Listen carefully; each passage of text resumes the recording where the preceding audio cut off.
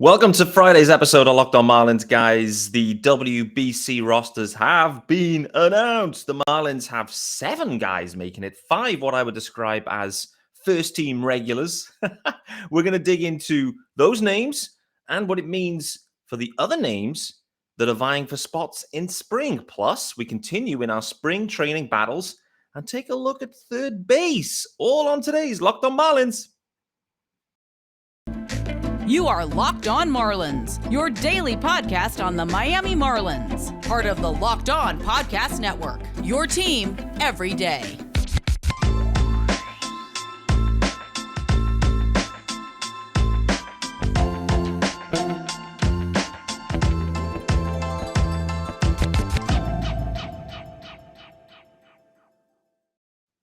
Greetings from England and welcome to Locked On Marlins, part of the Locked On Podcast Network. It's your team every day. I'm your host, Peter Pratt, and this is Friday's episode, 10th of February.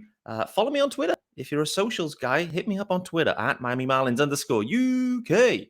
If you are listening to the pod version, hit subscribe there too. Leave a review. Always appreciated. And yes, there is a YouTube channel. And yes, I have cranked up the dial in terms of the quality of the video. So I'm looking forward to some feedback. It's fair to say the last couple of days I turned it down, trying to enhance the audio. It's a fine balance, right? Audio, visual. Really, for a podcast, fundamentally, I want the audio to be spot on. But it's fair to say, and the feedback was bob on yesterday, that the video and the YouTube streams recently have not been optimal. So I've cranked it back up. Let's see what happens. Let's see what happens in this setup here in the UK. Guys, there continues to be tons of news. First off, if you didn't know, if you hadn't seen it, FanFest, Marlins FanFest is tomorrow. There's been no promo about this one, jokes. But it promises to be a very fun event. Pretty much everyone down there that's on the roster will be available. Looks like there's even like batting cage stuff going on. Tons of stuff. There's board games with the players. I think playing maybe Cluedo with Sandy and whatever it might be. Sounds like the Marlins are going all out with FanFest this year. Looking for engagement. Looking for big engagement. We got Jeff Conine's announcement. What is it going to be? I'm going off topic already here. But the one thing that I mentioned on Twitter a couple of days back is the Marlins really just need to get back to this, get back to their roots, get back to what they originally were, what the fan base originally connected with, and that is the Florida Marlins with Teal and fundamentally winning some championships. Since then, a couple of different ownership groups. It's fair to say the Loria ownership group, yes, they changed the name, they changed the ballpark, they changed the color scheme. Derek Jeter came in with Bruce Sherman and the rest of the guys. And it's fair to say they made some changes there. They went down a more, what I'll describe as conservative or corporate approach, it's fair to say. So gone were the zany colors. Gone was all of that. And in came very traditional, clean looking stuff. And it's fine. But to be honest with you, it went too far. It went too far. And it's boring. Miami is all about flair. It's a flair city. It's a flair area. So many cultures, so much happening down there. It's a vibrant city. And I think the Marlins have kind of gone a little bit too far and they've lost out on some of that there. So I hope they go back, they reconnect, they find a way to reconnect with the teal color scheme. Something that brings back some of the old fans. And, can jerseys alone do that and color schemes? Probably not. But I think it's a start, and I think clearly bringing back Jeff Conine, bringing back some of the alum of the Florida Marlins and the successful teams and clubs, I think is only a good thing because it's still in need of a reconnect back with the surrounding areas. So I think it's right the Marlins look to do that. So long-winded way of saying FanFest is happening tomorrow. Looks like it's Marlins Media Day today as well. So Jeremy Taché looks to be interviewing like everyone, which is great. There's other guys there, the usual media guys, I guess, having some time with the guys too. So there's going to be tons of sound bites coming out as well, which is all good for Locked On Marlins because more sound bites, more content, more discussion. which is always good for a man with a daily pod. Yes, sir. So that's happening. We also then last night had the WBC rosters announced. So we'll go through the big names, the ones that are in, the ones that aren't, perhaps, and also maybe some returning friends that will be coming to the Miami area to play at Lone Depot as part of the actual competition itself. So from a Marlins perspective, there's 3 guys that are playing for the Dominican. Firstly, Sandy Alcantara, the reigning Cy Young, NL Cy Young anyway, hasn't got his hardware yet, but anyway, they'll fix that spelling error shortly. He, along with Johnny Cueto, new acquisition, and as well Luis Arraez, all these guys are going to be swinging it for the Dominican, which will be a lot of fun. You then have Jesus Luzardo that will be going for Venezuela. There's one other guy that I've now forgotten about, which is Jean Segura. Actually, Jean Segura is playing for the Dominican. Luis Arraez going for Venezuela. Is that right? I'm going to have to go and have a look now. Completely botched this up. Anyway, yeah, Luis Arraez is Venezuelan. Come on, P. Screw your head on a Friday. So there you go. It's those 5 guys. The interesting bit, though, now I've got the countries right, is both of those 2 countries are in the same pool, and that pool is being played out of Miami. So that's going to be very intriguing to see them going head-to-head. There's obviously some old friends, particularly Miguel Rojas, that's on the Venezuelan roster. So Miggy straight back into Lone Depot, which is going to be great. I'm sure there's going to be a lot of Miggy fans there for sure. But for me, clearly there's like 2 wrinkles, I would say, to this WBC piece, where you, from a fan perspective and a Marlins fan perspective, clearly Sandy Alcantara, Jesus Luzardo, Johnny Cueto, all pitching, and don't know how many innings they'll be getting and how much body of work they'll be asked to do. I've not actually really seen a WBC before, so it's going to be the first time for me properly kind of understanding it and following it, which is going to be a lot of fun. So I'm not sure what the expectations are, so we'll see. But clearly, there's a nervousness, right? There's a nervous energy around these guys out there pitching very competitive innings. Because the juices will be flowing and their competitive innings before they've really kind of built themselves up, right? Like it's going to feel different to spring, where spring training, you come in and there's 5,000, 6,000 there. You're going to throw an inning or 2 and it's just casual work and you're not really bothered. You're just there, just turning your arm over. You're just getting your body into the groove. I'm not sure that's exactly the mentality you would have stood on the mound with a packed, 40,000 going on there, the Dominican versus Venezuela in the pool, win and you're in type of situation, and ask these pitchers to kind of go easy. I just can't see that happening personally. It doesn't seem to make a ton of sense. So for me, there's a nervous energy about it.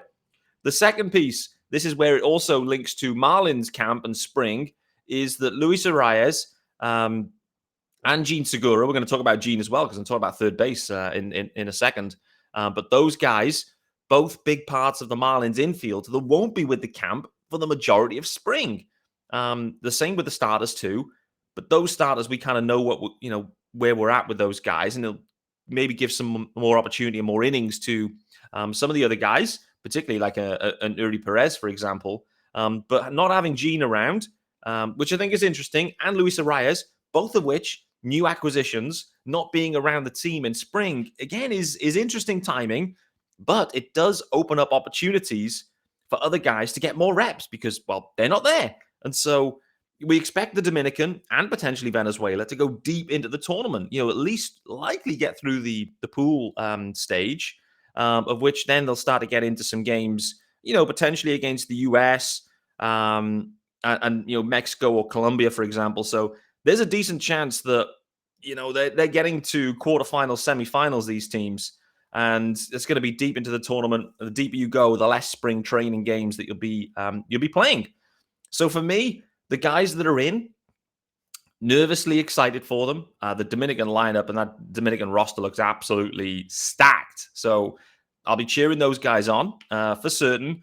I have to talk about Team GB.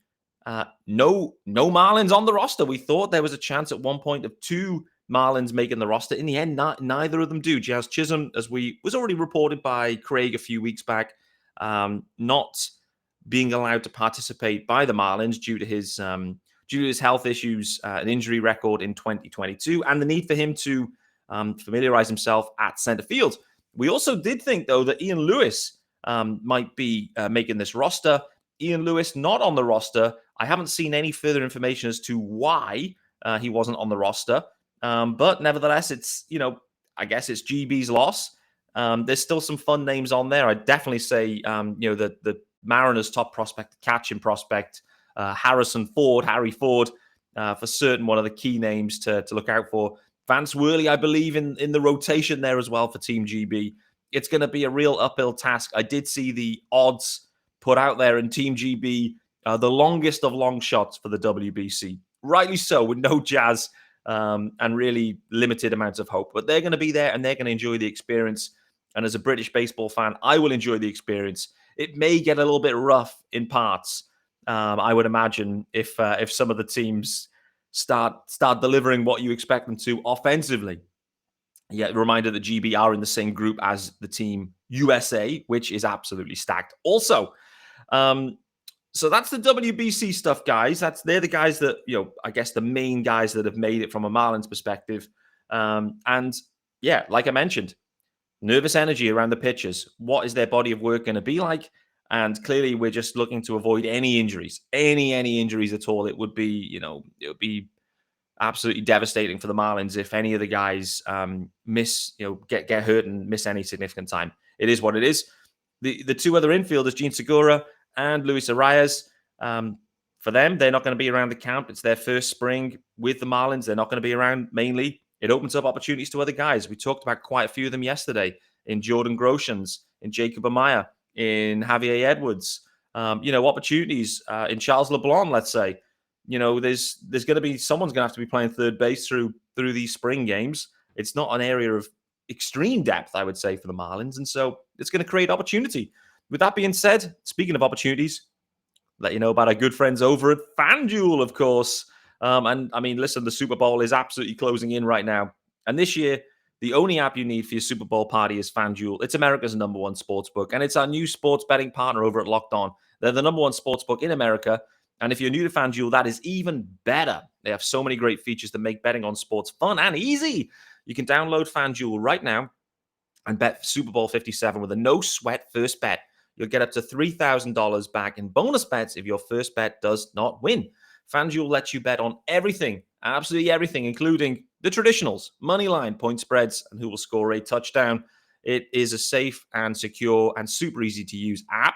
Best of all, your winnings, when you do win, will be paid instantly. So join FanDuel today at FanDuel.com/lockedon to claim your no sweat first bet on Super Bowl 57. That's FanDuel.com/lockedon. Make every moment more with FanDuel, official sportsbook partner of the NFL. Absolutely nailed that one on a Friday. There we go. Happy days. Let's continue on the spring training battles piece then, guys. I hope you enjoyed yesterday's deep dive on second base, and we kind of slid into shortstop as well. So for the purposes of this continuation, I want to talk about third base. And when you think about spring battles, the battle really will start with, is Jean Segura definitely going to be inked in at third base? Is Jean Segura going to be the man at third?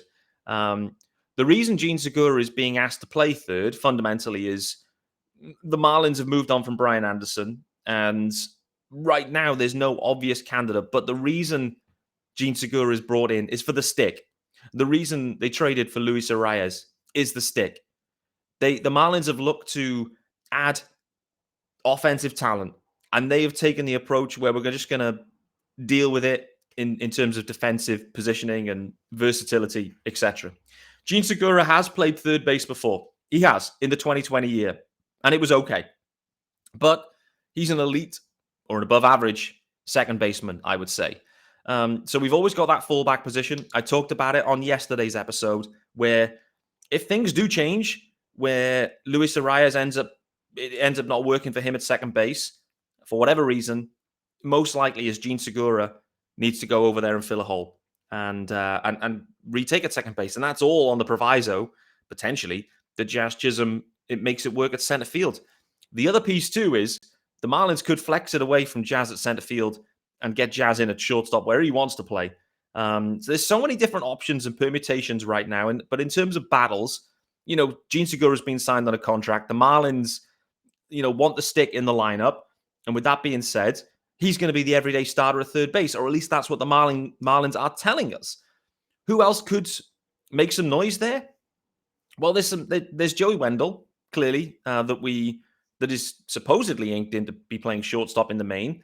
You've then got Jordan Groshans that spent some time there last year. Charles LeBlanc that was DFA'd, so he's no longer on the 40-man roster. But, things can change.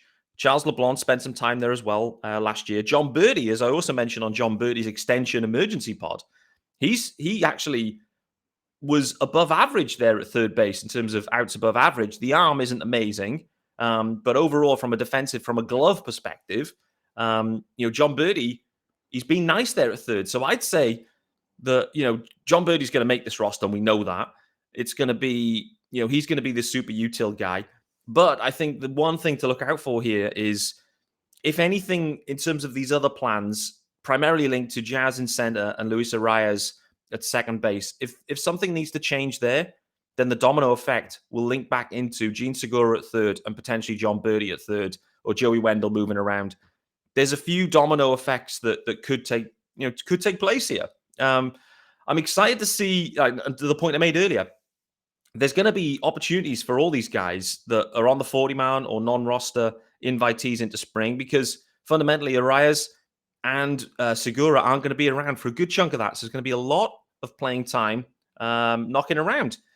Who excites you most? I think someone asked this question maybe on Twitter earlier today. I think it was The Godfather, which I thought was a great question of, with the playing time opening up, who do you think, who's the most exciting guy perhaps? Who has the potential to, crack this roster? I already talked about it yesterday. My gut feel is that Jacob Amaya could be the guy to really emerge, given the opportunity and the playing time. And I do feel there's a platoon situation that they could walk into at shortstop there. But also then Jacob Amaya can be that versatile guy across the rest of the infield. The reason being, he's got the best glove of all the guys, and I say that without ever having seen him in Marlins colors, and without having seen Javier Edwards at all. So I'm going off what I've read, let's say, and so I'm looking forward to seeing it in spring. Like, how good are these guys defensively, and how does it kind of pass the eye test? That for me is going to be the interesting piece. But by all accounts, Jacob Amaya's glove is the best glove in there, and for me that gives him, clearly because the Marlins are showing some deficiencies defensively within the infield, surely that gives an interesting opportunity to Amaya, particularly if the bat plays as well, and it becomes where there's some power. He showed some power in the stick last year, more power than he's ever showed in the stick. And so if that can translate and he can carry that through and has a nice spring, there's a real opportunity there. Jordan Groshans, I think, is equally in the same boat, where there's some power there. He obviously spent a bit of time. The Marlins traded for him as well. They've traded for a ton of similar kind of profile guys. And so, there really is a battle between all of them. I don't think just in spring, but just more in general. Like, they're all at similar levels. They're all vying for the spots, right? I mean, Joey Wendell, we know, is an expiring deal. So as you look into 2024, there's an open spot there. There's a starting spot knocking around for Groshans, Amaya, Edwards. Let's even throw Garrett Hampson into the mix there. There's a spot available for all of these guys to be shooting for in the future. We know there'll be a need for them to make appearances at the major league level in 2023, while guys, spend some time on the IL, the usual stuff. So for me, this isn't just a spring battle. This is like an ongoing 2023 audition in some ways. And the Marlins have taken multiple shots in acquiring guys via trade recently to look to try and fill this shortstop position. They have. And that seems to be where the overall battle is right now. And that is the most intriguing bit of this all, really, in terms of, the actual battles. It isn't just for 23, it's for 24 and beyond. We'll see. Is Jacob Amaya, is he Miggy Rowe 2.0? And maybe with a bit more power in the stick? And if it is, that is an extremely exciting prospect, I would say, for the Marlins, and really fits the profile of what they're trying to do. Let's talk about our good friends over at Built Bar, because, well, why not? It's Friday. It's Friday, of course. And if you're looking for delicious treats on a Friday, but you don't want all the fat and calories, then you got to try those Builts. And we've just got through the holidays, and the goal has been to eat healthier this year. And you've got to try those Builts because healthy is actually tasty. They're so delicious, you won't think they're good for you. Perfect for any New Year's resolutions. What makes Built Bars so good? Well, for starters, they're covered in 100% real chocolate. That's right, 100% real chocolate, and come in unbelievable flavors like churro, peanut butter brownie, and coconut almonds. To be honest with you, I'm not sure how Built does it, but these bars, they taste like a candy bar whilst maintaining amazing macros. What's even better is that they are healthy. 130 calories, 4 grams of sugar, 17 grams of protein. And if you want to, now you're saying to me, Pete, where can I get these Builts? Easy. Built.com, of course, but they also have them stocked at local Walmarts or Sam's Club. So you can head to your nearest Walmart today, walk to the pharmacy section, and grab yourself a box of Builts. You can pick up a 4-bar box, cookies and cream, double chocolate, or coconut puffs. If you're close to a Sam's Club, run in and grab a 13-bar box with all the hit flavors, including brownie batter and churro. Thank me later on those one and enjoy those Builts. Yes, sir. All right, so in summary here, guys, because we are almost out of time, it's those double ads, and I went off on a random rant at the start of the episode. WBC rosters are announced. All these guys are going to be playing in Miami in the pool. Great to see. We want health out of the starters, and we want to see, we want health out of everyone, to be honest with you. But particularly the 2 positional guys that are playing in the WBC, that creates opportunities in spring. In terms of spring, in terms of third base and the battle there, Jean Segura is in a one-man battle. He's battling with himself. He has the job, according to the Marlins. Defensively, he'll be fine there. The arm plays, and he's going to be fine. If the Marlins need to deviate, Jean will slide into second base, and then there'll be other options, potentially, that they'll need to consider. More broadly, though, the battle in the infield isn't just for 2023. It is, but also for 2024. It's an audition. Who can, out of this cluster, out of these recently traded guys that the Marlins have gone out there and acquired, high potential prospects, former top 100 guys, some of them still top 100 guys perhaps, but these high upside, well thought of prospects that they've managed to acquire from various trades over the past few years, which one or which of them can ascend to look like being a major league starting player for the Marlins in 2024, be it at short, be it at third, be it at second? Hey, the Marlins also, they need some help at first as well. So there's a few different spots that they need. But for me, that is one of the key storylines over the next 12 months, is which of these guys, if any, can give the Marlins confidence that they can handle everyday shortstop duties. If they can't, that then poses some other interesting questions in the future, like, can Jazz Chisholm, can the Marlins go out there and sign a center fielder? Can they trade for a center fielder? And can Jazz Chisholm handle shortstop for the Marlins in the future too? Is that the plan? Is that the grand plan? I know why they're not making the move now, because they can't, the price isn't right on some of the guys that maybe they're after. So right now, Jazz has to go and learn the position. But is the overall strategy to is the overall strategy to play Jazz at shortstop? I think there's other guys that can play short right now. The Marlins can make do with that. Frankly, there aren't any real other guys that can play center. And so Jazz is stepping up for that.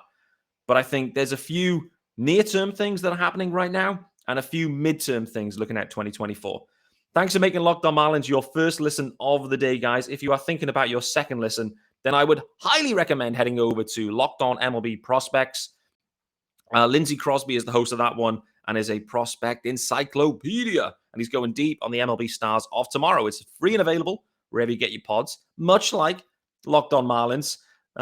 So thanks for making Locked On your first listen as well.